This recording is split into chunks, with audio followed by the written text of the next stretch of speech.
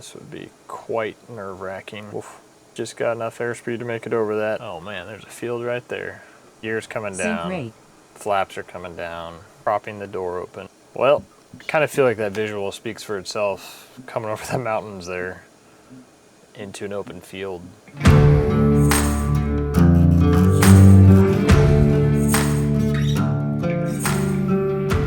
What's up everyone? Hey, my name's Kevin. I'm CFI IIMEI, and I'm using Flight Simulator 2024 to practice engine failures in the soup in IMC. Something I've really been focusing a lot on lately, because you just don't really practice them a whole lot when you're doing your instrument training.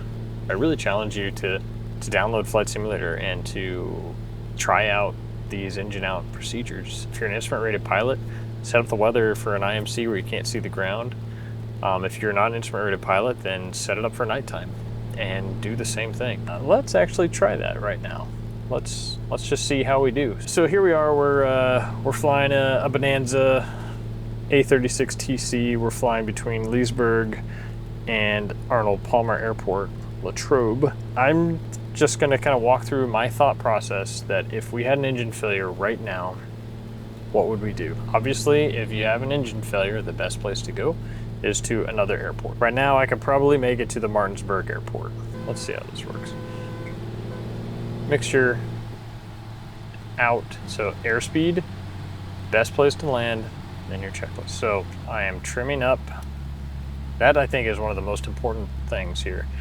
Get your trim set up, because your airplane, once you have it trimmed, it will stay pitched to that airspeed, and that will save you from accidentally getting into a tough spot later. I'm going to start heading towards Martinsburg, but now, so I'm over the airport. I'm just gonna circle. So we got weather, wind 0503, so pretty calm, so that's nice.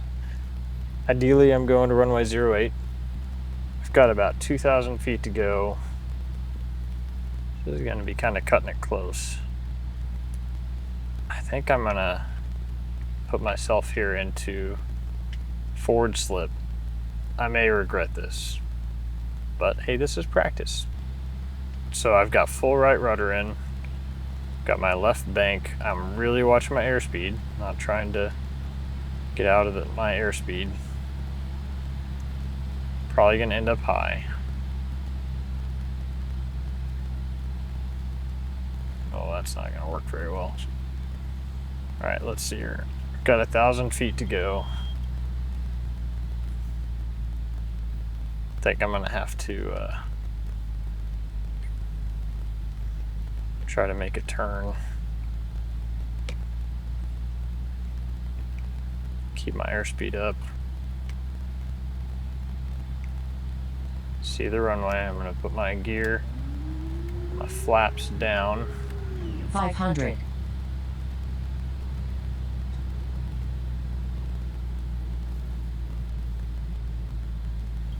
Keep my airspeed up.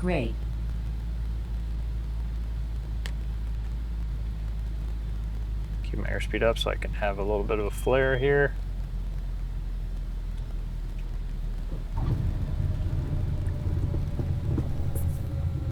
That was challenging. My takeaway from that is doing a forward slip in IMC would be very, very disorienting probably. So most likely wouldn't do that. But that was a good experience for me, that I can kind of better time my approach in, making sure I have enough room on final so I'm not coming in that high. Definitely not ideal.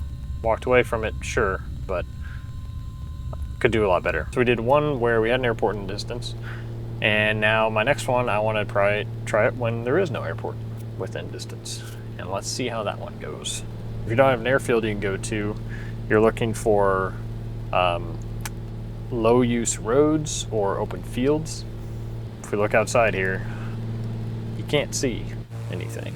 So as far as finding a field just by using our eyeballs is not going to happen. That's where the glide scope layer comes in. It's just a custom layer that simplifies ground cover. So green, think open, red, covered. So at this point, again, I'm simulating that this Whiskey 35 airport doesn't exist just for the sake of this practice. I'm going to turn right if I have an engine failure because I've got more green off to my right. Here goes nothing. Airspeed, best place to land, and your checklist. So, start really trimming nose up, get to that 90 to 100 knots. That seemed to be pretty good. But again, trim is so important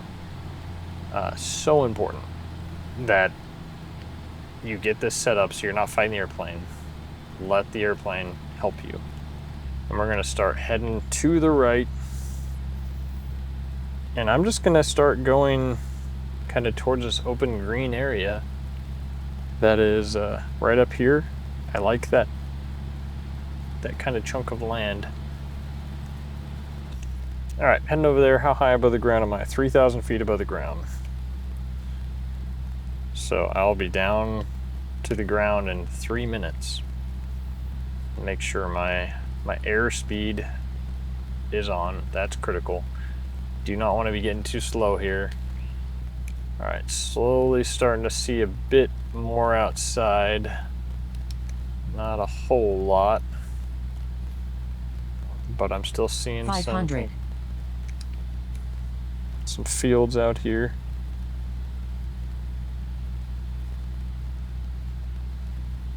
All right, got a field up there. Let's see if we can make this work.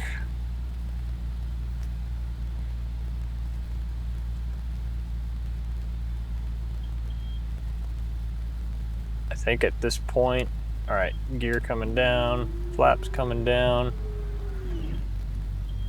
We're gonna miss these trees. Oh, got some of the trees, don't hit a cow. Ah. Crashed. Bummer. So my debrief on that one was we did get to an area of open field, which is good. I think I let my speed get a little too slow.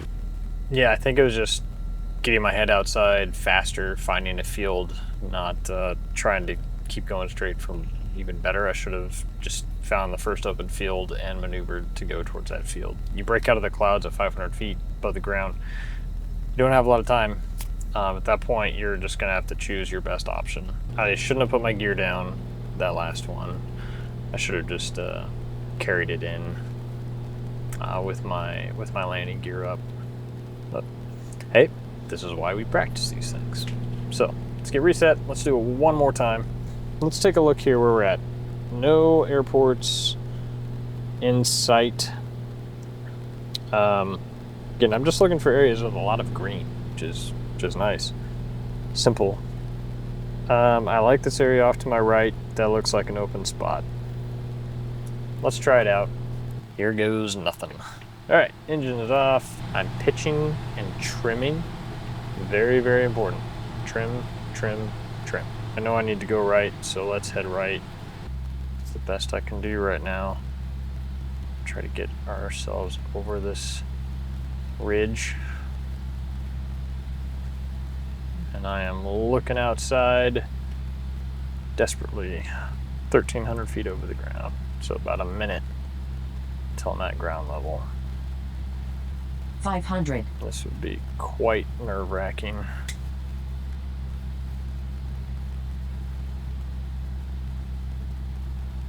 Woof. There's a little bit of this is the top of that ridge. Just got enough airspeed to make it over that.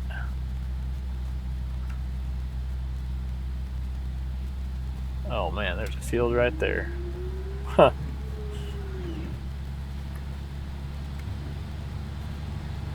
All right, gear's coming down. Sync rate. Sync rate. Flaps are coming down.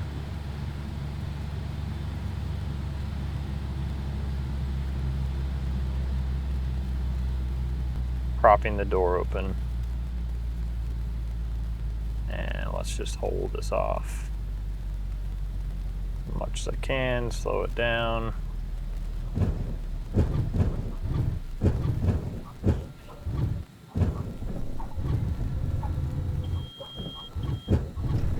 I kind of feel like that visual speaks for itself, coming over the mountains there into an open field. The first time I went and tried this on the simulator, it was very eye-opening. Every time I do it, I feel more and more confident.